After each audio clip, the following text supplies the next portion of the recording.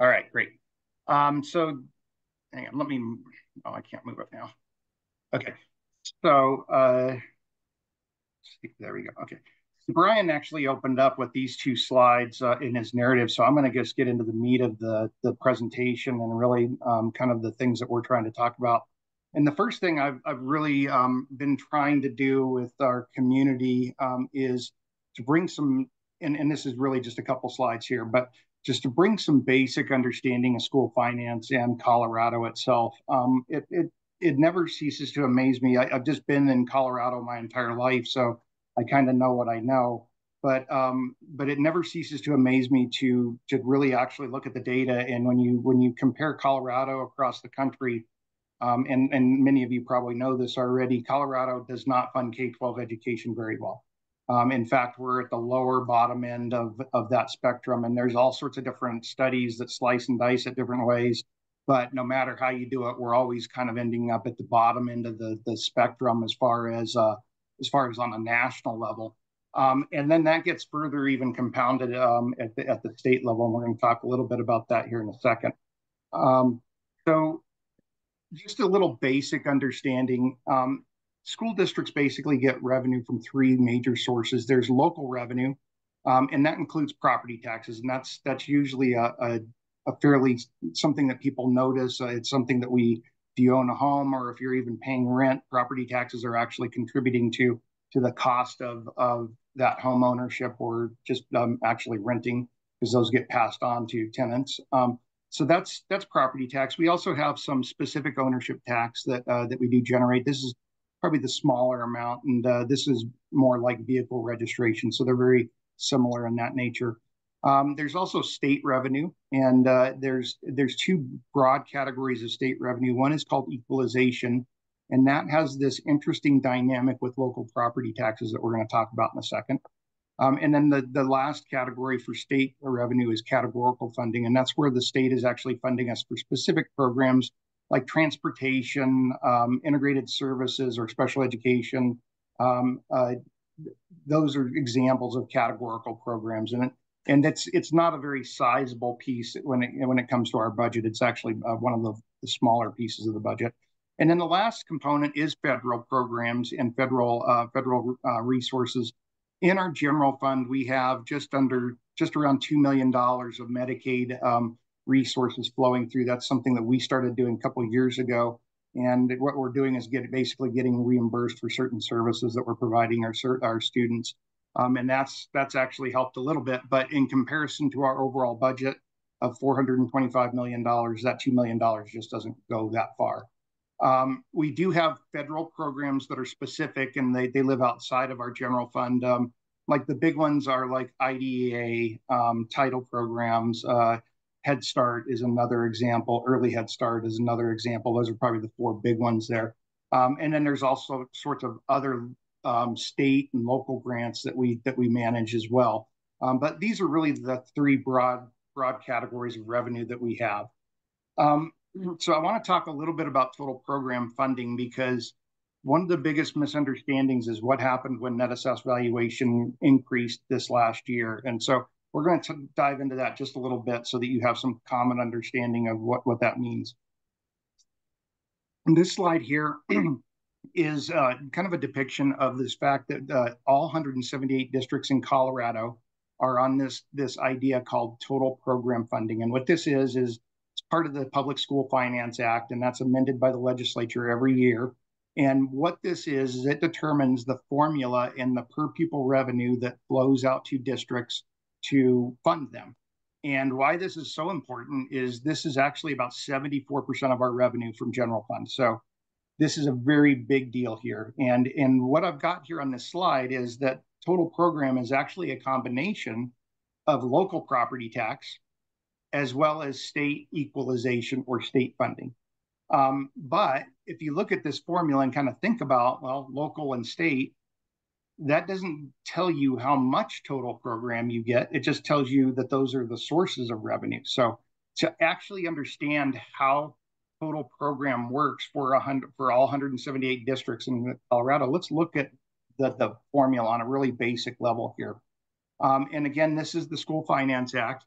And what happens here is that we basically there's total program funding. So let's talk about how you get to that level. There's two basic drivers on this formula, and this is a really watered down version of the school finance formula. The actual formula is 400 and some lines long. It's got a lot of data, a lot of different pieces that are moving, but this really, I think, distills it into something that is understandable and actually it's actually what is happening in the formula. So there's two components. There is an enrollment side, and then there's a factor or a per pupil revenue side. And it really gets to be that simple where it's multiplication. The enrollment side is what we call October count. And Colorado, some of you, taught in different systems. In Colorado, what we use is a single count day. It's called the October count. We do it October 1. And what that means is that we count all our kids in the district. And why that's so important is it is the left side of this formula. It's one of the dominant factors in it. It's enrollment. So we're taking that enrollment and then multiplying it times a per pupil revenue or an amount that's adjusted for factors. And so what happens at the state level is with the enrollment, the state just first starts with a base level funding across all the districts. So every student gets the same base level amount in the formula. But then the state goes further, and this is what complicates it for PSD. I know Thompson is right there with us, as well as Windsor, some other districts close to us. Is that the state starts to differentiate amongst the 178 districts, and what they do is they first start out and they start adjusting based on size. And what this is, and it's actually intuitive when you think about it, it's an economies of scale factor. So what the state is doing is they're trying to offset the fixed costs that an extremely small district would have a hard time covering if they're funded based on enrollment. And so think about like a Poudre school district or even a Thompson. And I really am not talking about Thompson today. This is really about Poudre, but I'm trying to tie it in a little bit. But when you think about our districts, both of us, all of us are large. And so we have the ability to spread those fixed costs over a larger number of students. And so we're actually able to fund things like transportation across large geographic areas. If you get out to the Eastern Plains, a school district out there is also transporting kids and running a bus, but they only have, let's say, 60 kids contributing to that school district. That is an extremely expensive thing for them to do. And so what the state does is it recognizes that there's an economies of scale idea. And what they do is they put more funding to smaller districts. And when you think about it, that probably makes some sense. But the thing that's hard for many of us as larger districts is that we don't get much of a size adjustment. Everybody gets a small size adjustment. You have to be really small to actually notice that change on the per pupil revenue. The next factor is this factor called at risk, and what it is and so I think you all know what at risk is. It's a measure or proxy of our students that need additional financial need according to the way the formula is designed. The at risk formula for us is not one that really stands out. Yes, we have at risk students in our district, but we don't have a high concentration of at risk. And really, this funding from the state is really targeted at those districts that have high concentrations. So think about like a DPS, an Aurora, even closer to us, Greeley would have higher concentrations of at risk, and they're going to get more funding because of that. So Poudre School District is a large district, so we don't get much size. And then the at-risk factor, we're kind of just mediocre there. The last factor is this cost of living idea. And what the cost of living factor is the state looks across all the districts, and every 2 years it calculates a report that says, and it's based on like a basket of goods, housing, all these different things. And what it does is it says, if you live in the metro area in Denver, even in St. Vrain or Boulder, according to this report, the cost of living is much higher than it would be, per se, like in northern Colorado or the Eastern Plains. Okay, yes, that is probably true. The cost of living in Denver in that area probably is higher. but the adjustment that's being provided and the fact that Northern Colorado just doesn't get much of a cost of living adjustment really indicates to me that I'm not sure that that's a really good measure the way they're doing that, because as Brian just opened up, the cost of living in our communities right now is going up all the time, right? And it's not that it's that much cheaper than living in Denver. So that's another thing there. So when you really kind of tally all of those up, what happens is Poudre School District becomes what you call a floor funded district, because we're not getting a size adjustment. We're not small. We don't get stand out in the at-risk formula, and our cost of living, we don't get much cost of living either. So when you get that all put together, we join 8 other districts at the bare minimum funding that's allowed in the formula. And remember, there's 178 districts, and so 8 of those are at the floor with us as Poudre School District. Now, I don't remember if Thompson's on the floor anymore, but there was a time where, I mean, many of us were kind of hanging out on the floor for a while. I just haven't looked at their data recently. But this is true for our locale. And why that's important is, again, this is 74% of our budget. And so if you think about how I open this up, state of Colorado does not fund K-12 well. And then when you look in Colorado, we're the 8th low. I mean, we're eight out of 178 districts, the lowest funding you can get in Colorado. That is a huge problem for us, and so it's a challenge. Why I'm going through all of this is that this really gets to one of the biggest misconceptions that happened this last year, and I'm really trying to get people to understand what's happening with your property tax and why school districts aren't getting a windfall of cash because the assessed valuation went up last year. So what we have depicted here is 2 water glasses.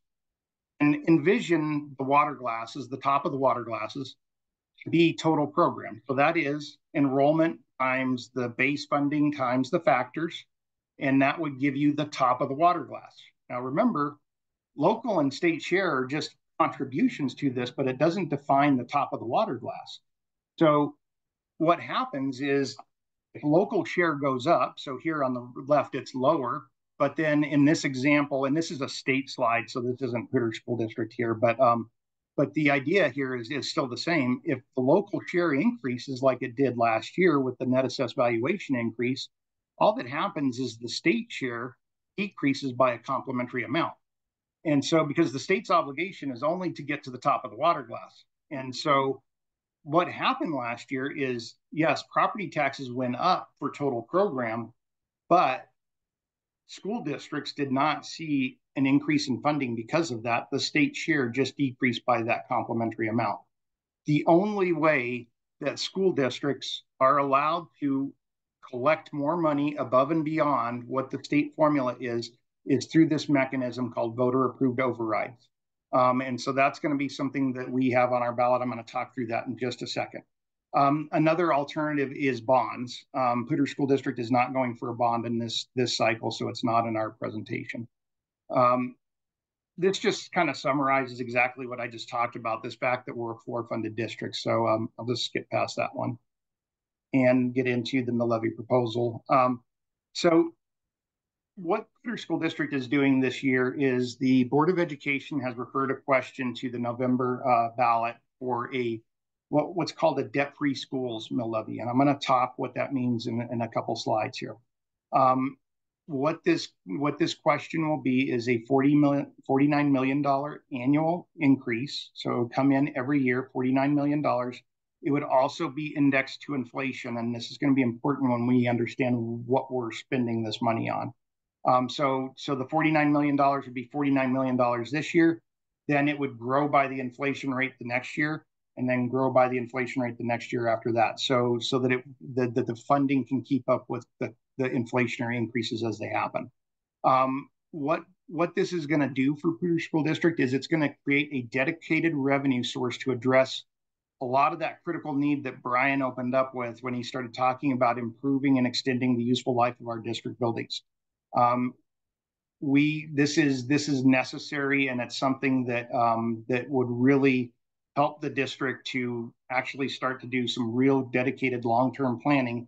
Because if we have a dedicated revenue source, we can line our projects and our needs up with that dedicated revenue source.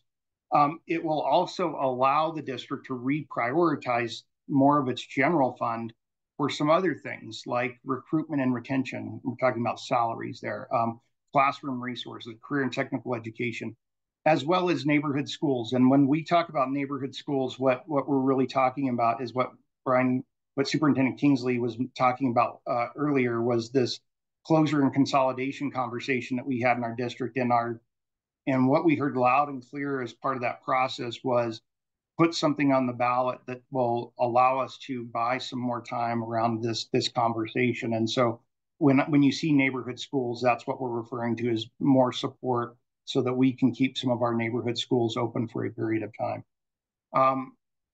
The Debt-Free Schools Act that we will have on the ballot is really going to accomplish a number of things for us. And I'm going to talk about how this works, and it's going to feel a little weird here in a second because things aren't going to line up, and then we're going to pull them all together by the third or fourth slide here. But let's talk about the use, because this is the most important thing, is how will these funds be used. So the first one is we are looking to attract and retain the best teaching staff.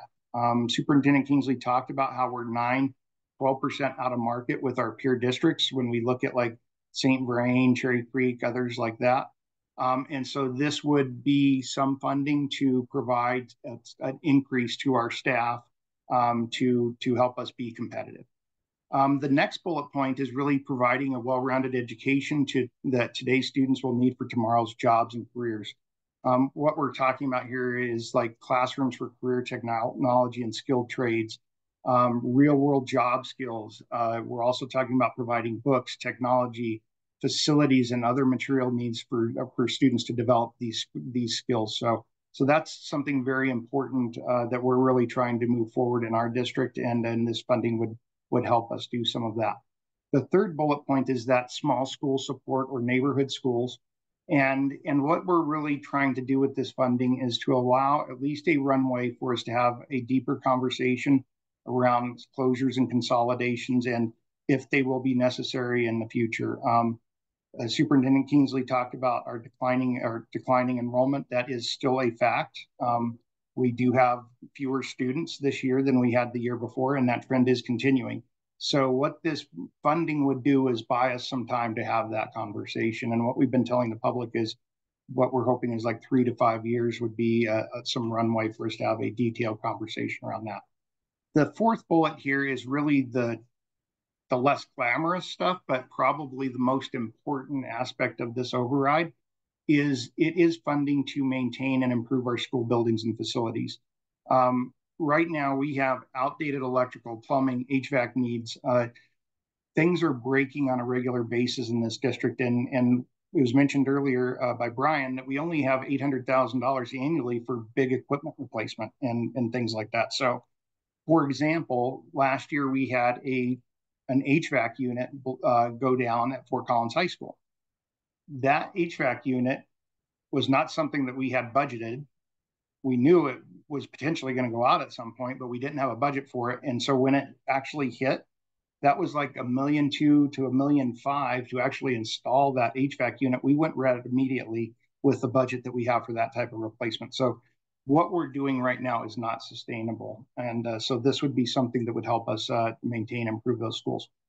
We would also lastly be targeting arts, music, library, physical education supplies, things of that nature. Examples I'm giving of like physical education supplies are wrestling mats. And what happens with the wrestling mat is when it gets old and cracks, the health department or somebody that does that stuff tells us you can't use those anymore because bacteria grows in it. It's not a good thing. So we need to replace things. And right now we have no replacement budget cycle or a replacement cycle budget for things like that. Really, the only replacement cycle budgets that we have in our district is our one-to-one laptop or device initiative, as well as to some extent our curriculum budgets, but that is even not to the level where it needs to be. So this is the things that we want to do with this debt-free schools levy. Now, this is where things are going to say, you're going to say, wait a minute, Dave, you just said you're going to do all this stuff, But then the Debt-Free Schools Act is very specific in what it can be used for. So let's talk about the Debt-Free Schools Act. The Debt-Free Schools Act is a new tool that was created by the state legislature back in 2016. And what it is really designed to do is to provide ongoing funding for maintenance and infrastructure needs. What this allows us to do, and we, like every other district in Colorado, often have done it this way, is that we would issue bonds for maintenance. And why that's a problem, like if you issue a bond and build a building, that probably makes some sense, because what a bond is, it's just like a mortgage, right? You go to an investor or a bank, and in a bond, it's an investor, but you go and you ask for some cash. That entity gives you cash, and then your obligation to what you have to do with that cash is to pay it back over time in the form of principal and interest. And so what prior to the Debt-Free Schools Act, what districts were doing is we would issue bonds and we would put maintenance in our bonds. The problem with that is that's great if you're building a school, and it's okay to maybe amortize a building over the course of 24 years. But if you have a water heater that breaks and you're replacing that with bond money, you're actually paying interest on that for 24 years. It doesn't make good business sense. So what this Debt-Free Schools Act is, it was a new mechanism created by the legislature that allows us to actually fund maintenance in a more fiscally responsible way with an ongoing revenue source. The other issue with bonds is that, remember I told you, you kind of get cash from the investor.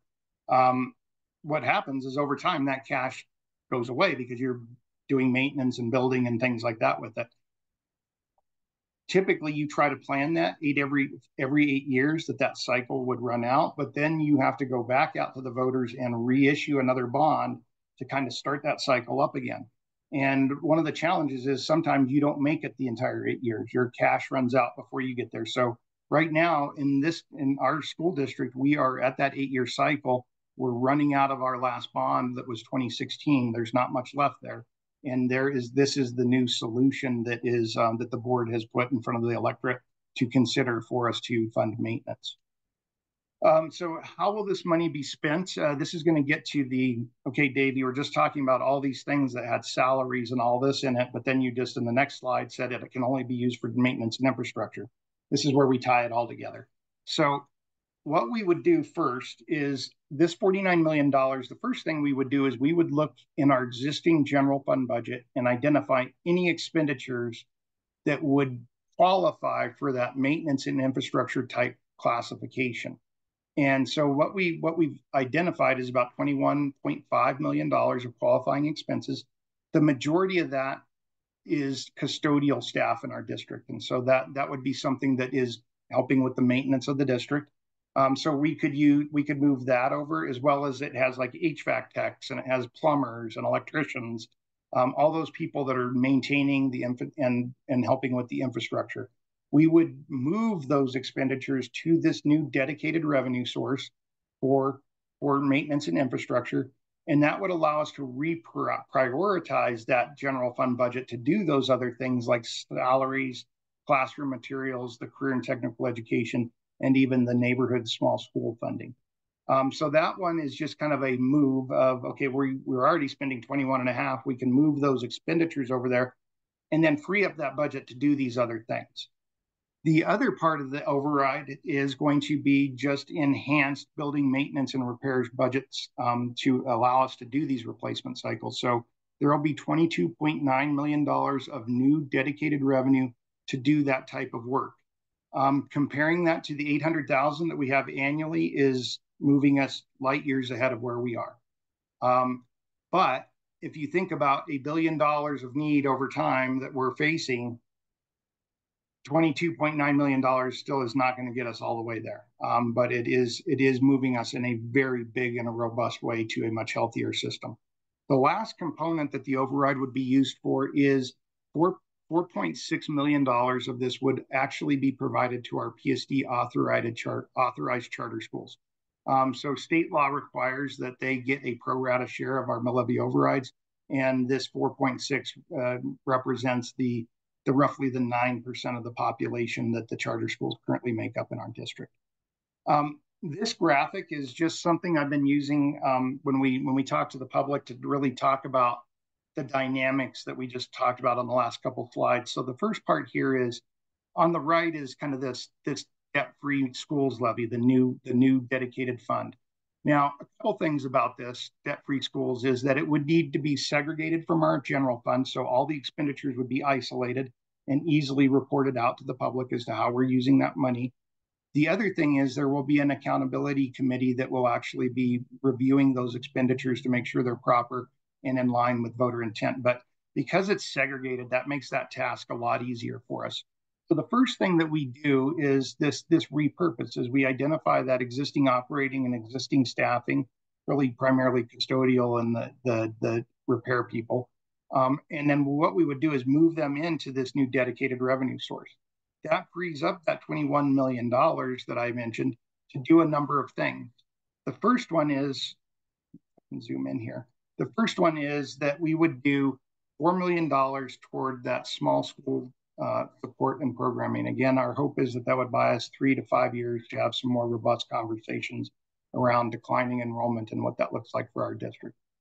The second use would be the larger of the repurpose is we would dedicate $15 million to this override to move to competitive wages. For reference, what that means is that we would be able to move all of our employees by on average, about 5%. Now, each employee group, whether they're like licensed or classified or the administrative group, may decide to distribute that a little bit differently amongst their salary schedules, and we're okay with that. I think that we'll do that in collaboration with them. But just for reference, if it were to just be applied equally, that would be about a 5% increase for all employees. The third bucket is this $2.5 million that goes to that replacement cycle items. I use the example of wrestling mats. Also, think about like instruments. We don't have replacement cycles for instruments. Our music people are cobbling those instruments together every year somehow and making them work over and over and over again. And they're getting to the point where we can't do that anymore. You can't fix things 20 times, right? So these are things that would definitely be enhancements to our system as a result of this reprioritizing the budget. I'm coming back over to the debt-free schools. So a portion of this is going to be just what we've already been doing as far as maintenance and operations. But there is this new $22.9 million that is above and beyond that $800,000 that would be going to maintenance. And we're talking about the less glamorous stuff like electrical, plumbing, bus fleet. When I talk to the community, they're often shocked to hear that our average age of our buses is 16 years. Now, keep in mind, that's an average. And so that means you have to have some really old buses to get to an average of 16 years. That is true for our fleet. We also have buses that have over 300,000 miles that are running on a daily basis doing daily routes. We need to get a bus fleet replacement cycle plan going, and this override would actually help us move from an average age of 15 to a maximum age of 15 is our goal. And now that'll take us some time to get there, but we will actually have budget to start that replacement cycle so that we can actually start chipping away at that. The last piece for this is some of those things that, okay, I talked about some things that aren't as glamorous, but there are some things that we get a lot of requests from our schools, like sound systems in gyms, theater systems are, I mean, go to a high school production. These are these are very complicated systems. There's a lot to them. They're expensive. There's digital scoreboards that are necessary in our gyms. These are a lot of requests that we get from our schools that we just say, we don't have any money to do that. And that's really frustrating for them. So this mill levy override would actually help us in a very robust way to do some of that stuff. And then the last part of this is just that district charter pro rata share, that $4.6 million. So again, this is just a graphic that kind of shows you how we're thinking about this and how we would reprioritize budget.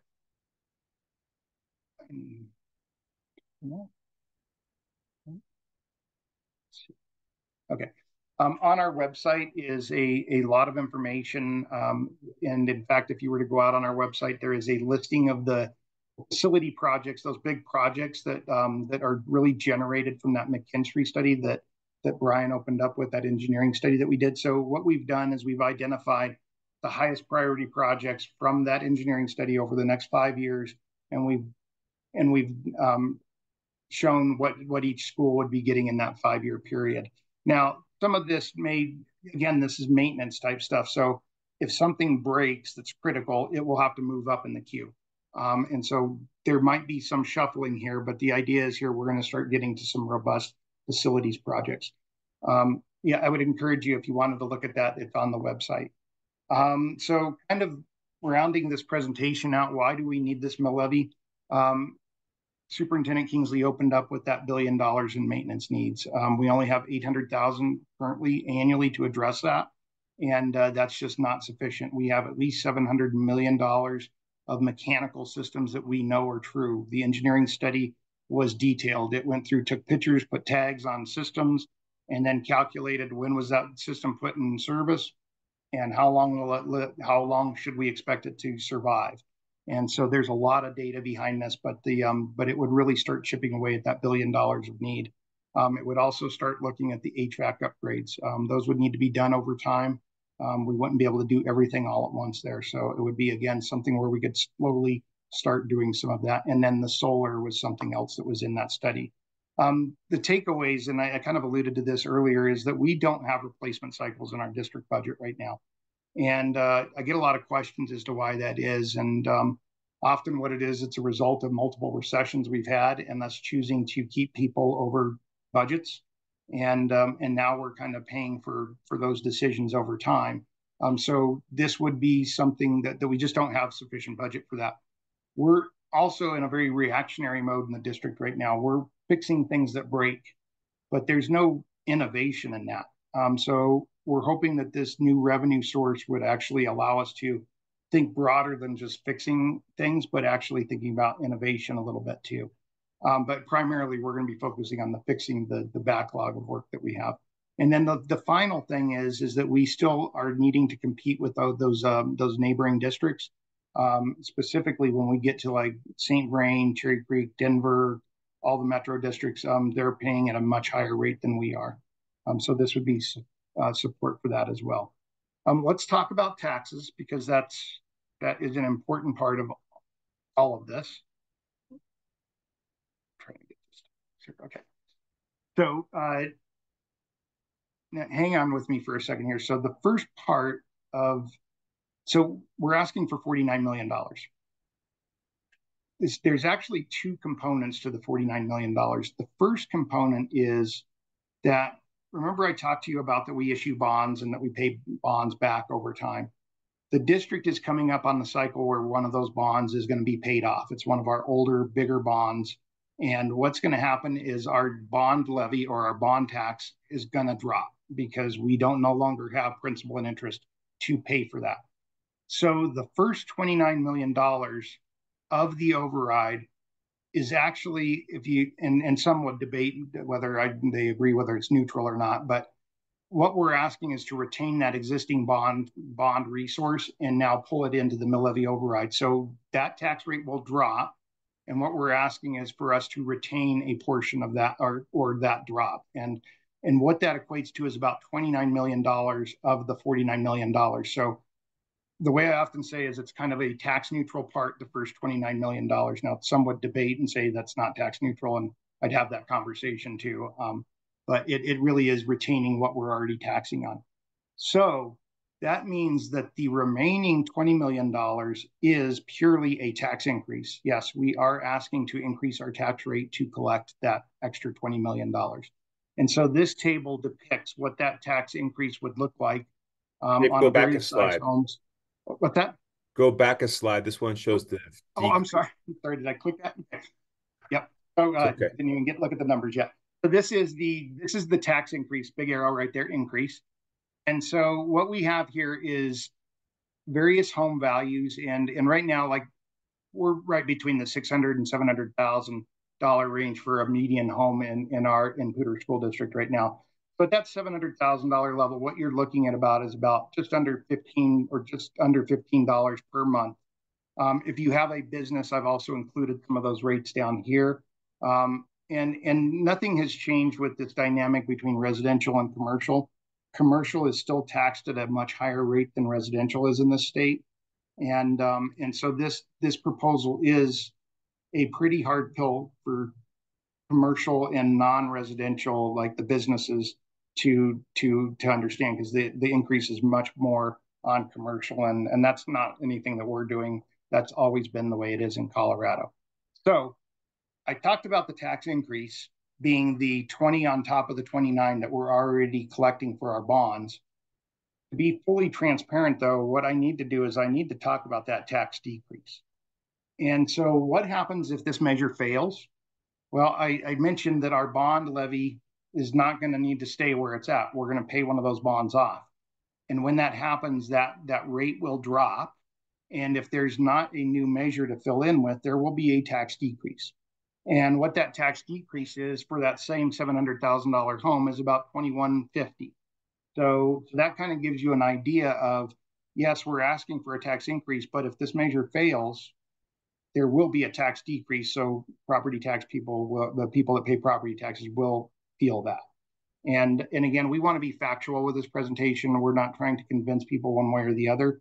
We're just trying to state what the facts are. And so that's just one data point that's worth looking at. Brian mentioned this earlier. We are continuing to scrub our budget. We started off with $6.6 million in savings. We actually added another $300,000 to that recently. 86% of our budget is people. That's nothing. There's nothing wrong with that. That's what a school system should look like. And but 86% of it is staff. So when we talk about looking for efficiencies, that's really what we're talking about. Is we're talking about people. So we are really looking to seek a mill and not a bond to get out of this cycle of not having ongoing sustainable revenue to support our needs. And what happens if this mill levy fails? The $800,000 of annual funding that we have is going to be inadequate. What we will need to do is we will need to start reducing budgets, most likely programs, in order to support maintenance needs in our schools. There will be insufficient funding to replace curricular, class materials, supplies, musical instruments, athletic equipment, school buses. There will be insufficient funding to renovate buildings and respond to changing needs, and to even talk about innovation as far as facilities goes. There will be insufficient funding to provide extra support for our small neighborhood schools. And then the last part is, again, transparently and factually, if the measure fails, your taxes will decrease. We have compiled a number of pro and con statements. They are here for you to look at.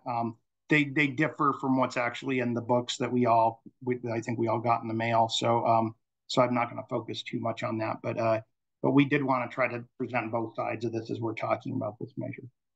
That's the end of the presentation. I know it looks like I went way up to the time of the meeting. I'm trying to figure out how I shut this thing off. Okay. Oh, there. So we can take any questions that folks might have at this point. Thank you very much. Fran has a question. This is a very basic one. The cost and benefits are entirely for the Poudre School District. That is, the residents in the Poudre School District area would be paying for these and they would get the benefits. Is that correct? That's absolutely right. And so for those of you in Thompson, appreciate you listening to this, but this won't be something that's impacting you or Thompson. This is for Poudre School District. Have you considered working together on something like this? I don't know that I haven't really talked to Gordon, my counterpart down there, about that. I've never heard of school districts working together on this. I think at times our voters have different needs and we're targeting different things. So sometimes those don't necessarily line up. Now, I have looked at Thompson's website a little while ago, and there's a lot of similarities in the things we're talking about. So I don't know that there's a great departure between that. But yeah, we haven't coordinated. And it would be hard because you would have to, my creative mind's going a little crazy with how that would actually work. An interesting idea, though. Yeah, it's interesting. Anne? A couple of questions. In the ballot measure, you use the word increasing. I'm questioning why you didn't use adjusting. I understand that there's such a thing as a negative increase, but the word increasing is kind of, one that scares people. Yeah, it's a legal issue, and we work closely with our bond counsel about what that ballot language looks like, and we are asking for a new type of tax. Okay. So it's a debt-free schools. It's different than a bond, and so therefore we had to word it that way, and that was something we were really trying to not do, but in the end, that was just legally that's what we need to do. And I understand why. I just I wish we didn't have to. But second question, you didn't use the word mill levy anywhere in your ballot measure. I think people understand mill levy, but I'm questioning why you did not. Again, I think the language was very specific to the Debt-Free Schools Act, which is it's more the Debt-Free Schools Act. It's a variant of a mill levy. It works the same way, but I think technically in the ballot language, special mill levy. Yeah, it's a special mill levy, right? Yeah. Okay. And the third question is the link, and this is a question I'm going to ask Carol. Do you have this link on the ballot issues pamphlet to this information? On the so I'm going to say that I'm willing to put a link to this on Vote 411 so that people will get more information. Okay. Yeah. Thank you for your presentation. Yeah. What I can do is I can copy the link from our factual information on our website and then put it in the chat here if I can figure out how to do that in Zoom. Thank you. Give me a second. I'm going to work on that as we're going. So. We can go beyond the hour if anybody has any more questions. I have a couple, but go ahead if anybody else has some questions. I was wondering what your impression of how, if this measure fails, how do you envision passing Amendment 80 to affect your budgets? Is that regarding school vouchers? Correct. Yeah. Yeah, it's certainly not going to help. I don't think we can really measure the true impact, but as we're already talking about in our school system, having 6,000 empty seats, any type of vehicle to exacerbate that issue to private schools or to other schools that we wouldn't no longer receive any of that school funding, it would accelerate some of the financial challenges that we're already grappling with. Figured, yeah. And so what specifically will you look to cut if this ballot measure does not pass? Well, you mentioned programs would be cut. What are we talking about there?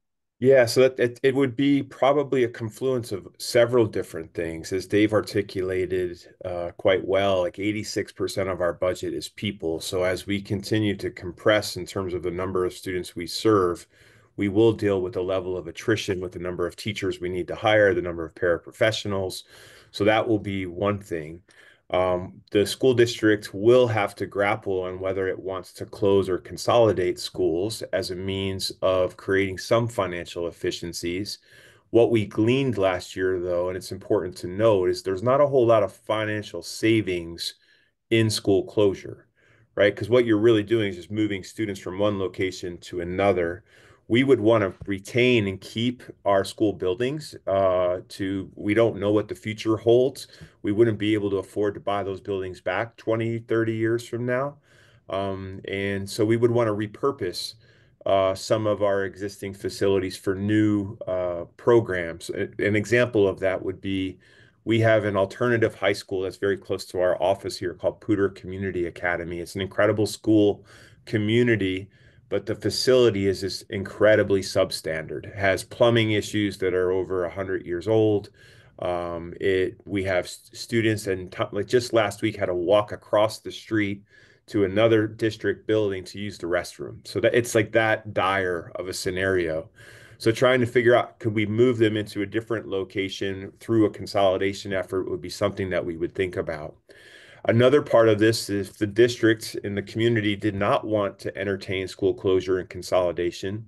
we could potentially look at reducing programs and services both at the district level and at the school level, which is probably an equally unpopular scenario. Like we wouldn't want students to lose music and lose the arts. Like we want to maintain that. But what we're struggling with as a result of our declining enrollment is many of those teachers who teach those special teachers, and Sharon, you mentioned you're a former art teacher, right? So a lot of those teachers in our small neighborhood schools are on reduced contracts because we can't afford to put them on 100% contract because there's not enough students to serve in that school. So they're at an 80% contract or a 70% contract. Sometimes we can merge them with multiple schools so they rotate. But it's getting harder and harder to find people who want a job in a community that's really expensive to live and not fully actualize a full 100% contract. So that's the challenge. Now we've protected families from not having services eliminated, but we're hurting the staffing component of like we're not fully operationalizing 100% contracts to offset that. So that's some of the types of things that we'll have to reconcile with. Do we want to reduce transportation services in our system? Do we want to, broaden out like the walking radius to schools from rather than, whether it's 1.5 or 2 miles to 3 or 4? Like these are really highly unpopular, dire type conversations that we would ultimately have to have if we're having to dedicate more of our revenue to maintenance needs and not our core business. Yeah. So you mentioned that you don't really get good, decent savings from closing schools. How does that not impact the savings you would have from ongoing maintenance? Well, if we kept the buildings, we're still going to be required to maintain them. Right. So that's one thing. The scenarios that we looked at last year for a slate of several, small schools being closed or consolidated, the savings that we anticipated generating out of that was $4 to $6 million. So now $4 to $6 million is not small change. It represents only 1% of our budget today. But when you think of only having $800,000 for maintenance, making that $4 to $6 million that's a significant increase. This ballot measure increases that exponentially, which really puts us in a space where we can get healthier as an organization more quickly. A state law that I want to mention really quickly too, and another reason why we would want to maintain those buildings, that in the event that we would want to lease them out or sell them, for the Colorado law says that our charter schools will have the first right of refusal to purchase them or lease them. So if a charter school comes into one of our declining enrollment schools, and they start taking more of our students, it only further exacerbates the challenge that we're dealing with and puts us in a more difficult situation. So that's a challenging conversation for the community on many fronts. And one last question. This is a permanent increase, not Yes. like a Tabor override. Otherwise, it would only last for 12 years. This is permanent. That's correct. Okay, go ahead, Fran. This won't make your day. For Superintendent Kingsley, I highly recommend a study by a Pulitzer Prize winning journalist, Kara Fitzpatrick. It's called The Death of Public School, and it's about the school choice from the time of segregation. It's a really important book. There are others also, The Culture War, that one as well, which is more recent, more current, and good luck.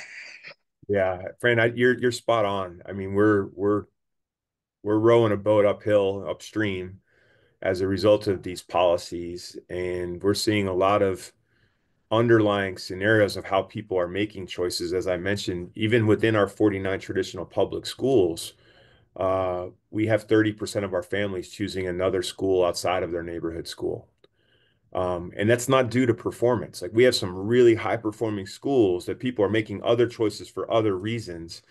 And they're all policy driven in a lot of different ways. So I appreciate you naming that uncomfortable truth.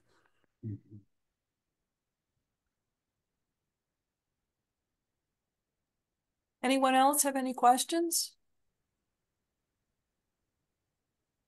We are so grateful for your time today. It's so nice to meet you. I just have one more Oh question. yeah, I was go ahead. wondering, the state legislature changed the funding model last year. Yeah. I don't think we saw a reflection of the new model in that, or did? Yeah, you did not. I did not go down that rabbit trail of the new formula that's come out. Poudre School District is still on the lower end of that formula. There are some improvements in there. I think everybody gets a little bit of improvement, but what the new formula is really going to do is it's actually going to implement over 6 years. So it's going to be interesting to see. We're going to have to run both formulas simultaneously for 6 years, and we're slowly moving over to the new one.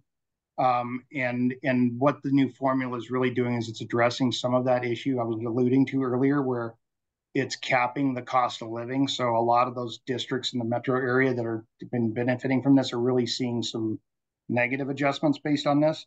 And then a lot of that's being reprioritized to the small, extremely small districts, and actually putting definition to what looking at like the locale. Is it rural? Is it metropolitan? And actually funding based on some of that criteria. So there's a lot more to be unveiled with this formula. I think it's a start, and I've been doing school finance for a long time, and I really wrestled with the fact, okay, Poudre School District still isn't winning greatly in this new formula, but it's a step in the right direction to have the conversation with the legislature around getting a better formula. So I think it's moving in the right direction, but I also don't think it's going to change things greatly for Poudre School District.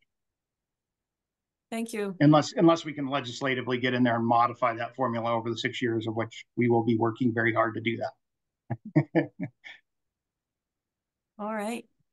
Thank you very much. Anybody else have a last question? Well, thank you so much for meeting with us. This has been very helpful.